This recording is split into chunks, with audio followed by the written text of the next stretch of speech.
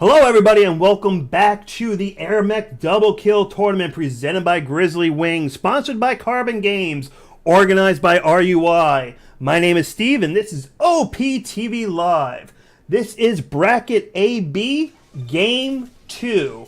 This is Team AFK versus...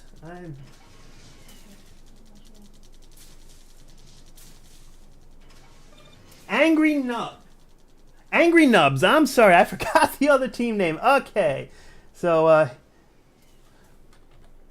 we are on, wow, out of all things, we are actually on Crater. Very interesting choice for this game. Not one you normally see as often in competitive play. But we do have here, we've got Team AFK, Valinor and Akroz staying with the same combination of the Striker and the Osprey. They are going up against Team Angry Nubs of LaiYR and ULA. Both of them working on trying to neutralize that close outpost to their main base before the game actually starts. Want to go ahead, take it over, got the extra money makers down. Everyone's right now is still basically in setup phase. One nice thing that you can see on the Angry Nub side is they are setting up their outpost very defensively. They've got extra creeps in all the sockets. They've got some units that are going around on patrol. And just in time, it seems, for that flamer drops that was done by Team AFK. They were in time. They had those defenses up, and it turned out to be very beneficial. Valinor coming in with those flamers, levels up, gets that increase of the energy, comes in against the lunchbox while at the same time trying to see if he can let those flamers take out the base there. But with all of these troops and jokers there, there's just no way that they're going to make any real significant impact. However, just like most games in AirMech, that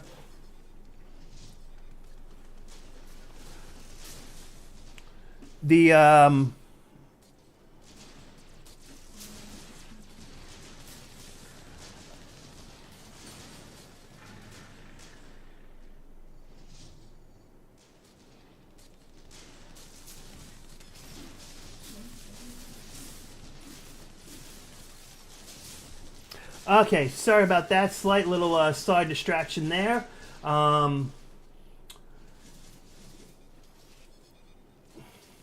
We've got the battle going on, and as we can see, actually currently Team Angry Nubs actually was able to go ahead and secure that middle outpost. But the big question is always not necessarily who secures it first, but can they hold it? A lot of times the person that first secures it can be in a very difficult position. They've got all that extra expense of trying to hold it, the expense of initially taking out all the units. But so far, they actually do have a pretty good grab on it. Even though LaiYR went down, ULA on his own, deploying those extra units, getting a good foothold onto this position. But interestingly enough, guys, and this is what's so interesting with these new tech boxes, we are only at level 3, we're only at 2 minutes into the game, and Goliaths are already out on the battlefield. But Valinor needed to pick up that Goliath quick because it was already down to half health between the two.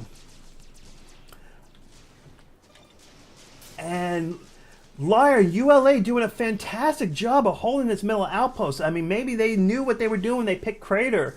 Maybe these two guys have been doing a lot of practice on Crater. I don't know for sure, but very, very interesting. Very different gameplay. Maybe they discussed some strategies during this break that we had. But, you know, meaning it in the nicest way possible, we are definitely seeing almost a completely different team here from LaiYR and ULA for this second round. They just really need to be careful of all these bombs that are coming out and these higher level units. Team AFK is taking full advantage of that tech pod. They are bringing out Goliaths. They are bringing out Berthas very early in the game. They can be very damaging, but at the same time, they are very, very expensive. And if they go down, it can be very, very a big impact to whether or not Team AFK can pull out from it, because this is a huge expense right now. LaiYR did go down, ULA on his own once again. There is a little bit of a push that's coming out here, not too much, but hey, it could be enough for at least a distraction, if nothing more. Akroz having to bring out a lot of grinders just to try to stop this off. 2 grinders out on the field. These tanks are starting to get through, but grinders are just so able to suck up so much damage before they go down. And we do have a little bit of a base alert going on. We had a Joker that didn't make it, and we have a Jammer. We actually have a Jammer at the main base attacking on there. That is definitely very, very unique. At the same time, LaiYR and ULA doing what we've been seeing from some of these better teams, using that distraction to try to see if they can actually take another outpost. They do successfully turn this power station to their color. They have a lot of tanks out there. I think they're going to be able to hold it. I mean, unless AFK can come up with a different way to pull and take that back, they should be able to hold on to it.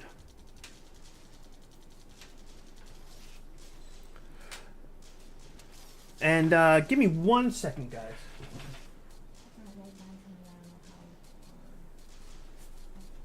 No, that wasn't you. That was me.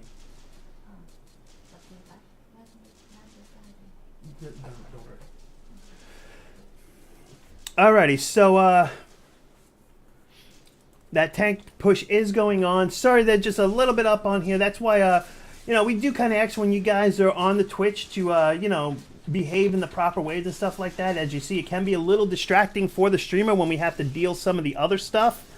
And obviously, especially depending upon how you treat certain people.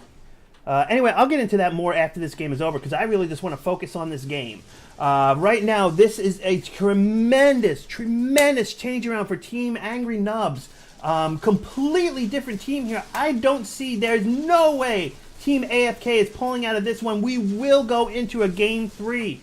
Fantastic play from Team Angry Nubs. They do pick up that second game, and this entire series is now tied at 1 each. We are going to soon move into game 3 of bracket AB of the AirMech Double Kill Tournament, presented by Grizzly Wing, sponsored by Carbon Games, organized by RUI. This is OPTV Live. I am Steve. Stay tuned for game 3. Hang on.